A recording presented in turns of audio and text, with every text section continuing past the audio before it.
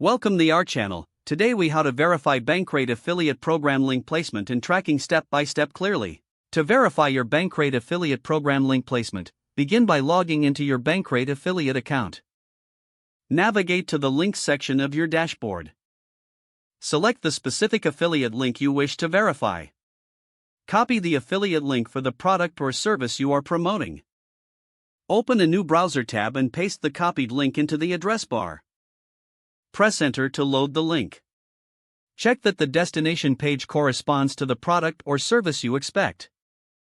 Next, validate that your tracking parameters are included in the link. Look for any special codes or identifiers in the URL that confirm your affiliate ID is present. Once confirmed, let's move on to tracking. Access your analytics or reporting section in your Bankrate affiliate dashboard. Review your click-through rates to ensure they align with your expectations. If necessary, conduct a test by clicking the link and recording the result. After testing, return to your analytics dashboard to see if the click is registered. If clicks are not showing, revisit the link to confirm it's correctly set up. Check for any redirects that may affect tracking accuracy. Once everything checks out, monitor your performance regularly to ensure continued accuracy. Make adjustments as needed based on your findings. This process will help maintain the effectiveness of your affiliate strategy.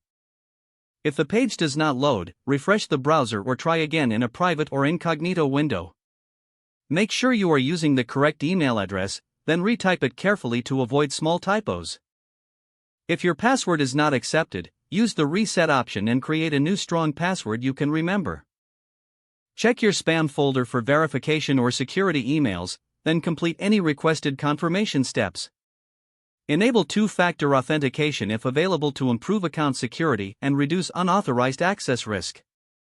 After signing in, review your profile details so your contact information and settings are accurate and current. If you see an error message, note it down and try again after restarting your device and internet connection.